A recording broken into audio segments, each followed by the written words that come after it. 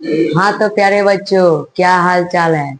उम्मीद करता हूँ कि आप लोग ठीक होंगे। हम लेकर आए हैं इंग्लिश ग्रामर।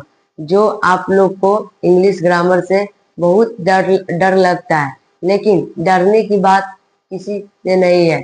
मैं इंग्लिश ग्रामर पढ़ाऊंगा, जो टेंथ चैप्टर से शुरुआत करूंगा। आपको इजी से इजी कॉन्सेप्ट में आपको टेंस सिखाने का प्रयास करूंगा।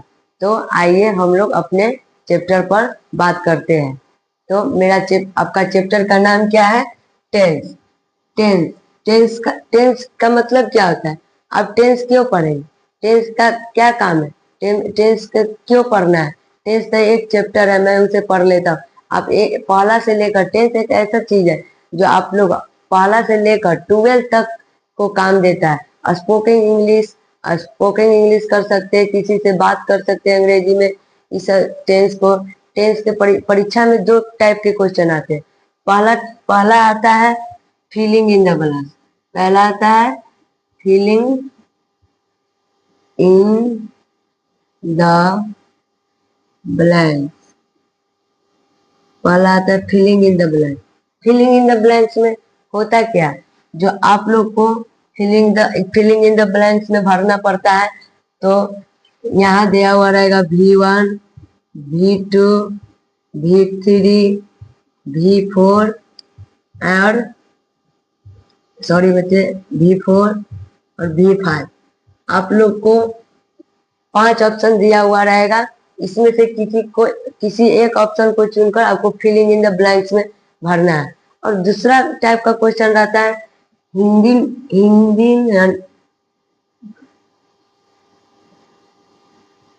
Hindi to English. Hindi to English. Hindi to English में जिसमें ट्रांसलेशन करना पड़ता है। TRAN ट्रांसलेट करना पड़ता है।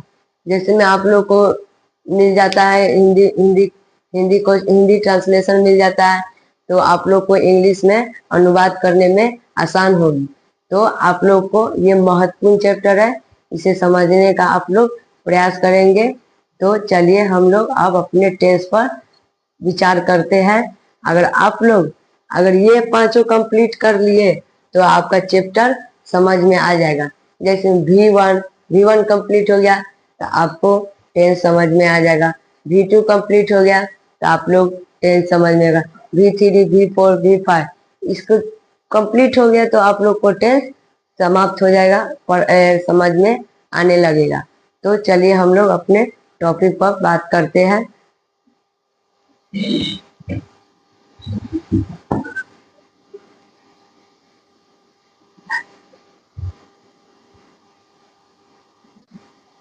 चैप्टर का नाम क्या है? चैप्टर का नाम है टेंस। क्या है दोस्तों? टेंस। टेंस का मतलब क्या? टेंस के हिंदी में क्या बोलते हैं? काल। लेकिन हम लोग पढ़ रहे हैं इंग्लिश के अकॉर्डिंग पढ़ेंगे, हिंदी के अकॉर्डिंग नहीं पढ़ेंगे। क्योंकि आप लोग क्लास 10th के स्टूडेंट्स हो, इसीलिए आप लोग हिंदी के अकॉर्डिंग नहीं पढ़ेंगे और इंग्लिश के अकॉर्डिंग पढ़ेंगे। तो पहला मन में क्वेश्चन आता है कि टेंस टेंस है क्या? टेंस क्या होता है? What is tense? क्वेश्चन मन में यही ना उठता है, व्हाट इज टेंस। क्या क्वेश्चन उठता है? What is tense? What is tense? What is tense? तो इसका डिफिनेशन क्या होगा? इसका डिफिनेशन एक लाइन में भी दे सकते हैं। A tense is the study of all forms is called to tense. लेकिन नहीं, आप लोग अब 10th क्लास में जा चुके हैं, इसीलिए हमें इसे लेक्चर डबल कर, जैसे जैसे आप लेवल 1 से 2, 3, 4, 5 जैसे जैसे बढ़ते हो, इसीलिए आप लोग का ये डिफिनेशन भी उसी तरीके से बढ़ता है। तो इसका परिभाषा हम अपने द्वारा आपको लिखकर समझाएंगे। अगर आप लोग इस चैप्टर को कहीं और पढ़े होंगे, लेकिन एकदा हमसे भी पढ़ के देखिए, बिल्कुल आसान भाषा में आप लोग को समझाने का प्रयास करूंगा। तो चलिए इसका डिफिनेशन लिखते हैं। तो इसका डिफिनेशन होगा tense is a correct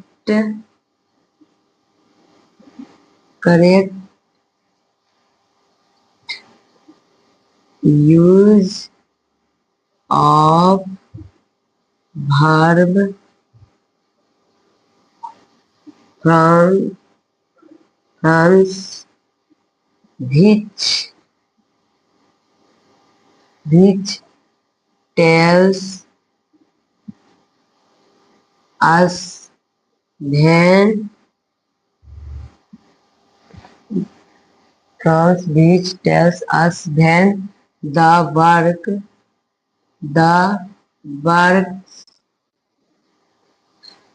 happiness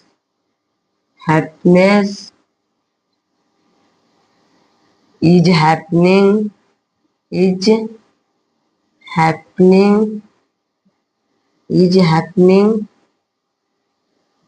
or happened ये हम लोग का हो गया टेंस का डिफिनेशन।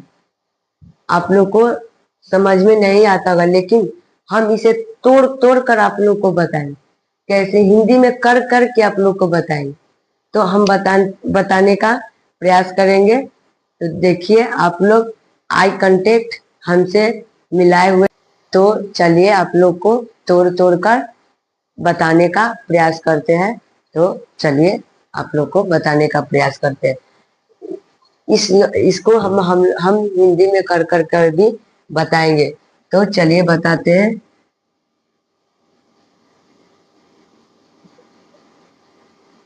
इस वर्ब के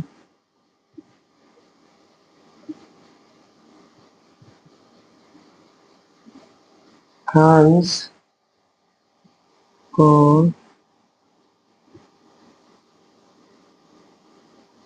सही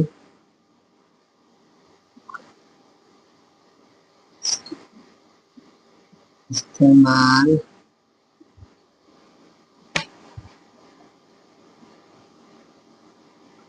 करना है, जो हमें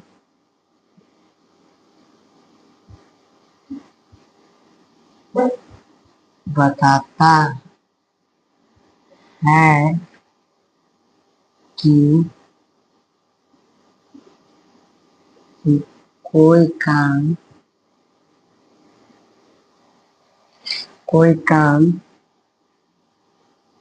कब होता है,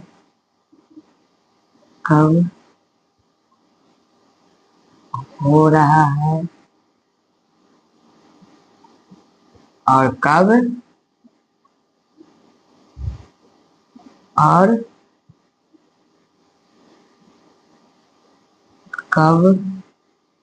हो गया। देखिए इसको हम हिंदी में मतलब खंड कर दिए है, हिंदी में बताने का प्रयास करेंगे। तो इसका मतलब आप लोग देखिए, टेंस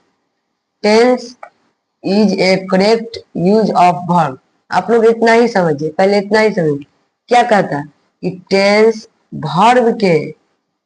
वर्ब के फ्रॉम्स, वर्ब का मतलब होता है क्या, क्रिया। क्या होता है, क्रिया, जो काम करता है, क्रिया होता है। टेंस वर्ब के फ्रॉम्स वर्ब के कितने रूप होते हैं, 5 होते हैं। V1, V2, V3, V4, V5। आप लोग को आगे हम बताने वाले हैं। को सही इस्तेमाल करना है, यानी वर्ब के 5 रूप को अगर आप लोग को इस्तेमाल करने का, सही इस्तेमाल करने का अगर ढंग सीख जाए, तो आप लोग का ये टेंस समझ में आ जाएगा। टेंस समझ में आ गया तो आप लोग स्पोकन इंग्लिश भी कर सकते हो। मन में जो क्वेश्चन है जो बोल सकते हो ना इंग्लिश में। तो देखिए और क्या बोला है, which tells us when the work happened is happening और happened। क्या कहता है, टेंस जो हमें बताता है कि जो हमें बताता है कि कोई काम कब होता है, कब हो रहा है और कब हो गया है। तो उम्मीद करता हूँ कि आपको ये समझ में आ गया होगा। तो आप लोग को वर्ब के रूप के बारे में पता होना चाहिए, V1 V2 V3 V4 5। तो चलिए आप लोग को हम वर्ब्स के रूप को बताते हैं। आप लोग को मन में क्वेश्चन उठता हो, how many verb forms are there.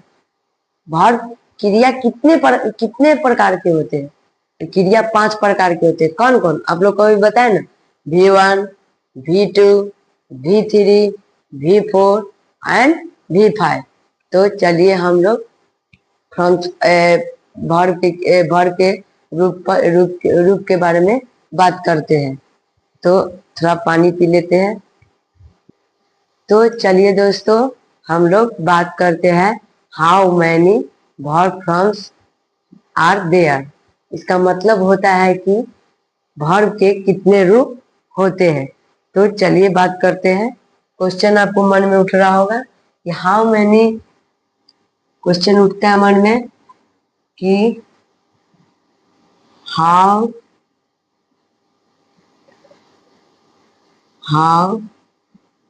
Many verb forms are there. यही ना क्वेश्चन उठ रहा होगा कि how many verb forms are there. इसका हिंदी होता है कि वर्ब के कितने रूप होते हैं। तो हम लोग आंसर देंगे, हम लोग क्या आंसर देंगे? हम लोग यही ना आंसर देंगे कि there are only 5 verb forms। कि there are only 5 verb forms, यानी कि क्रिया के सिर्फ पांच गो रूप होते हैं। कौन कौन रूप होते हैं? V1 V2 V3 V4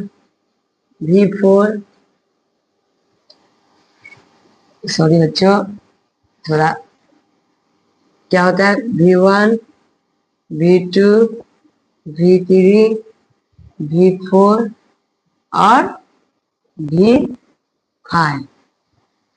इधर वर्ब होगा। देखिए आप लोग को V1 V2 V3 V4 V5 को बनाने आना चाहिए। ये कैसे होता है? जिसमें हम वर्ड दे दिए टू इट। हाँ आप लोग एक बात को ध्यान दें, वर्ब के मीनिंग के वर्ब के आगे टू जरूर लगा हुआ रहता है। क्या? टू जरूर लगा हुआ रहता है, वर्ब के आगे टू जरूर लगा। अब बाकी V1 V2 V3 V4 में टू नहीं लगा हुआ, उसे अलग अलग तरीके में बनाया जाता है। देखिए ईट का V1 क्या होता है? ईट होता है। और V2 क्या होता है? एट। V3 eaten. V3 क्या होता है? ईटेन होता है ना। V4 V1 को ले लेंगे और ING लगा दें। V1 के ले लिए और ING लगा दिए। और V5 में क्या? V1 ले लिए, E या ES लगा देंगे। E या ES लगाएंगे। तो आप लोग इसे प्रयास करेंगे। आप लोग ऐसा लगता होगा कि सर आप V2 जैसे अपना मन से नहीं, ये ग्रामर का ही बुक में कोई भी आप लोग बाजार से ट्रांसलेशन का बुक उठाएंगे तो आप सबसे पिछले पन्ने में जाओगे तो V1 V2 V3 दिया हुआ रहेगा और V4 और V5 नहीं दिया हुआ। काहे कि हम लोग V4 और V5 समझ चुके हैं, क्योंकि V4 में ING और V5 में E या ES। हम देखिए हम बताते हैं टू गो, टू गो का V1 क्या होता है? गो, छोड़िए हम ये नहीं, दूसरा देते, टू प्ले, टू प्ले, इसका क्या होगा? प्ले होगा, प्ले होगा। इसका क्या होगा? V2 क्या, प्ले का V2 क्या होगा? Played, played. V3 भी वही होगा, प्लेड। और V4, V1 को ले लो और ING लगा, V1 को ले लो और ING लगा दो, V1 ले लिए और ING लगा। V5 कैसे बनेगा? V1 ले लो, E या ES, प्लेस, क्या होगा? PLAYS, place. तो आप लोग को V1 और V3, V2 और V3 को याद करना। आप लोग को V1, V2 और V3 कैसे पहचाने, इसे हम आगे अभी पढ़ाएंगे। देखिए V4 तो आप समझ गए, क्योंकि इसमें ING लगता है। क्या लगता है? ING। और V5 में क्या लगता है? E या ES, क्या? E या ES लगता है। तो आप लोग समझिए, कुछ ऐसा भी वर्ड रहता है कि सेम सेम होता है, सिर्फ V2 और V3 सेम होता है, इसे कैसे पहचाने?